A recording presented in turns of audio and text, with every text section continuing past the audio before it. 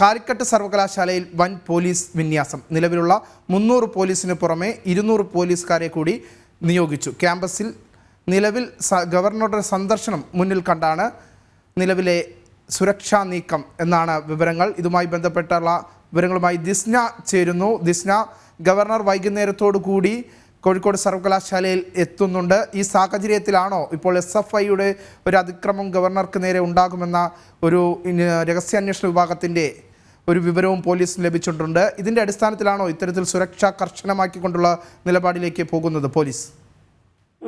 വിനീഷ് സൂചിപ്പിച്ചതുപോലെ തന്നെ ഗവർണർ ഇന്ന് കാലിക്കറ്റ് ക്യാമ്പസിലേക്ക് എത്തുകയാണ്. 6 മണിയോടുകൂടിയാണ് അദ്ദേഹം കരിപ്പൂർ വിമാനത്താവളത്തിൽ എത്തുക. പിന്നീട് റോഡ് മാർഗം കാലിക്കറ്റ് യൂണിവേഴ്സിറ്റിയിലെ ഗസ്റ്റ് ഹൗസിലേക്ക് ഗവർണർ എത്തുമെന്നൊരു വിവരമാണ് നമുക്കിപ്പോൾ ലഭ്യമാകുന്നത്. ഗവർണർക്ക് പ്രധാനമായും 3 ദിവസത്തെ പരിപാടിയാണ് കോഴിക്കോട് ജില്ലയിലുള്ളത്. അതിൽ നാളത്തെ പരിപാടി എന്ന് പറയുന്നത് സ്വകാര്യ ആവശ്യത്തിന് വേണ്ടിയുള്ള ഒരു പരിപാടിയാണ്. അത് കഴിഞ്ഞ് 18-ാം തീയതി ഒരു ഏകദിന സെമിനാർ ഉണ്ട്.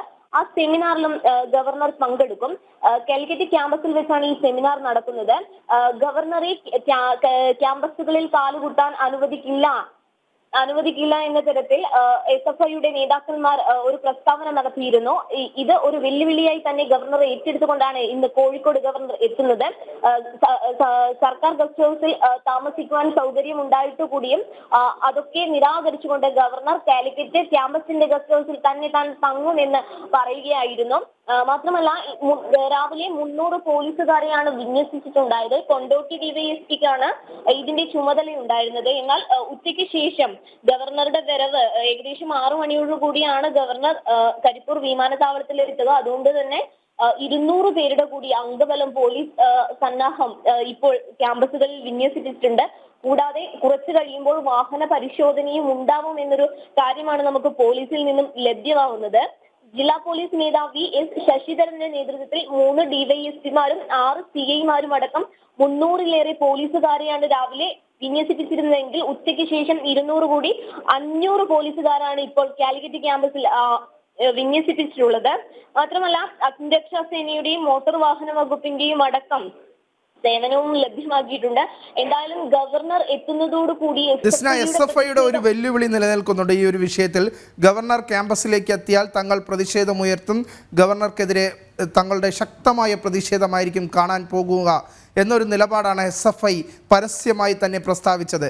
ഈ ഒരു ശക്തമായ പോലീസ് സന്നാഹത്തിൽ SFIയുടെ പ്രതിഷേധം ഉയരാനുള്ള ഒരു സാഹചര്യം നിലനിൽക്കുന്നുണ്ടോ?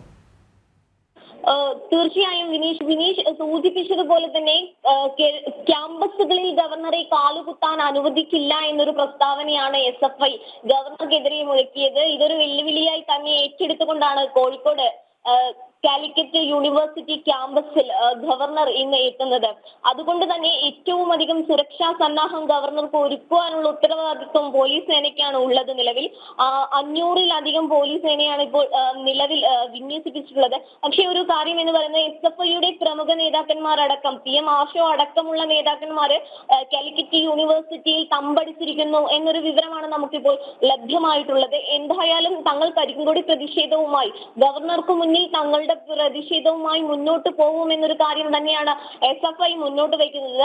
ഇതിനെ തടുക്കുവാൻ വേണ്ടി വൻ പോലീസ് സന്നാഹവുമാണ് നിലവിൽ ഉള്ളത്. ഗവർണർ പറഞ്ഞൊരു കാര്യം ഗവർണർ വ്യക്തമാക്കുന്നു. SFIയുടെ വെല്ലുവിളികൾ തനിക്കൊന്നുമല്ല എന്ന രീതിയിലാണ് ഗവർണർ തന്റെ നയം വ്യക്തമാക്കിയിരിക്കുന്നത്. കാലിക്കറ്റ് സർവകലാശാലയുടെ ഗവർണറുടെ സന്ദർശനത്തെ തുടർന്ന് SFIയുടെ പ്രതിഷേധ പശ്ചാത്തലത്തിൽ സർവകലാശാലയിൽ വൻ പോലീസ് സന്നാഹം ഒരുക്കിയിരിക്കുന്നു. ഇതുമായി ബന്ധപ്പെട്ട വിശദാംശങ്ങളാണ് ദിസ്ന കോഴിക്കോട് നിന്ന് നൽകിയത്.